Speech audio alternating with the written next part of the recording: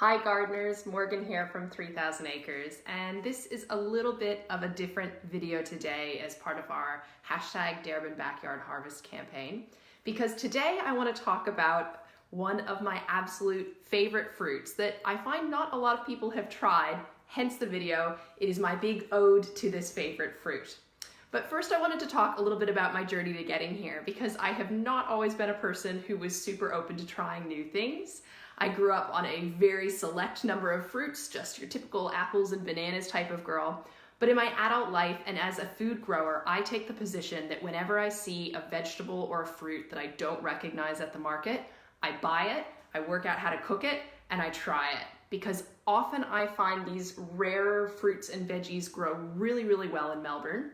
Sometimes you can discover something that is completely new for your palate, which is really great when your diet is diverse in colors and textures and flavors from a health perspective, but also from an exciting perspective. And because it can be absolutely delicious to try new things. So some of my favorite new fruits that I've discovered in the last few years, to start off, would be kiwi berries. I find kiwi berries, which are a small kiwi fruit, they basically look like on the inside. So they look a bit like a berry on the outside, but then it's got that kiwi texture on the inside. They are small, they are sweeter than kiwis themselves, they are delicious, and they are a vine that you can grow on their own in Melbourne and successfully get kiwi berries, as opposed to a lot more space needing to be dedicated for growing 2 kiwi vines, a male and a female. So kiwi berries are one of my absolute favorites at this time of year. I highly recommend trying them. As far as I know, there's only one commercial grower in Victoria, and I know that he brings his kiwi berries to Melbourne farmers markets so that you can give those a go. I've only ever seen them in the supermarket once, but delicious and very easy to grow. Some other favorites that I've discovered in the last few years would be loganberries and tayberries. Now these are similar to raspberries, but often are not something that's sold in store. A lot of the raspberries and blackberry varieties and loganberries, tayberries, marionberries do not travel well, and so they don't do well commercially. It's hard for them to grow it far away and then bring it all the way to the supermarket. So you'll normally only see those at markets, or if you're able to grow them yourself. So I've been lucky enough to try a whole bunch of different raspberry varieties in friends' gardens and take cuttings from those because they tend to be delicious and so much better than what you get in the supermarket. Another one that I tried for the first time in the last few years is custard apples. Now, some people do say they taste just like custard. I didn't find that to be true, but with my American taste buds, the extreme sweetness of this fruit was a bit of a treat. My partner did not agree it wasn't his favorite, but if you're someone who's really into sweet things, try a custard apple. You can get them this time of year and they're a lot of fun. But the big fruit that I want to do my ode to today, and I have to say is probably my all-time favorite fruit, I have to have one every day at this time of year, is the persimmon. So I've actually met quite a lot of people recently who have not tried this magical fruit. This is my go-to in autumn for a little sweet treat in the middle of the day. But I want to say up front, I've heard from a lot of people who think they don't like persimmons, and I think a big part of that is that there are 2 different types, and people have tried one or the other and have like a different taste bud to that. So you can get these at markets at the moment in a lot of cases. They are an autumn fruit. And sometimes you do see them in grocery stores, but these actually grow really, really well in Melbourne. This kind of tree is suited to this climate, and around the area I live in, Reservoir, I see a lot of these in people's backyards.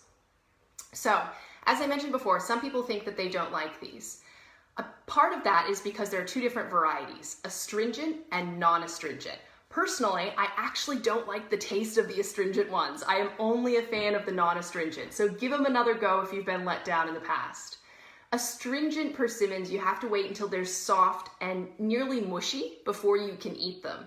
And at that stage, they're incredibly sweet. Some people describe it as being like maple syrup. They're really, really juicy. I don't like those astringent ones quite for me because I find the mushiness is not my texture.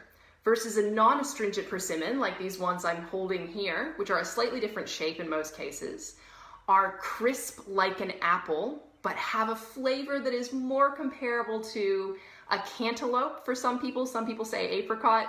It is, of course, really hard to describe, but I love the crispness like an apple. So do look for non-astringent varieties. And most of the time when I see these in markets, and certainly in the supermarket, I've noticed that it tends to be the non-astringent variety. But you'll know immediately when you taste it whether or not you've got astringent or non-astringent. Now, one of the reasons I wanted to advocate for persimmons, I said before, they grow really well in Melbourne. They preserve really well as well. Some people talk about using them in salads and desserts. Personally, I just eat them fresh, slicing them up so that it slices like an apple. The trees are incredibly decorative because they have these big, glossy, dark green leaves, but at this time of year, being a deciduous tree, they start to lose their leaves but are left with these little orange baubles hanging all over them. Absolutely stunning year-round, I find. So I, in my garden, have designed it where I have 2 fruit trees on show, and the 2 fruit trees that I found really beautiful that I wanted to be on show, other than my evergreen trees, from the deciduous varieties, it was a persimmon and an apricot. I think those 2 trees look very, very beautiful, and so they're what I'm giving kind of a central focus to in my garden. A common non-astringent variety that people plant in their backyards in Melbourne is fuyu. I have seen them at some of the more specialized nurseries, like the Mount Telapia series, Bulleen Art and Garden, I've seen have them before, so they're not that hard to get if you are interested in planting one of those trees. And a big reason I'm making this video now is because if you're thinking about adding some fruit trees to your garden, now is the time to start thinking about any deciduous trees, because you would like to add those ideally towards the end of winter when the trees are still in their dormant stage and you can get fresh ones in the nursery bare rooted. So if you're thinking you might want to add some new trees, consider a persimmon, but also start planting now, because you're going to want to be preparing the area, making sure that you have space for the trees, that you are adding lots and lots of compost and organic matter so that you can go and pick up those bare root trees in only a short amount of time. So start thinking about your deciduous fruit tree orchard now. And I would love in the comments below, can you share some fruits and veggies that have surprised you, that you hadn't tried in the past, that you'd like to advocate for others to try? I would love to hear about them. In case you missed it at the start there, my big ones were kiwi berries, giving them a go. They make a great vine in your garden.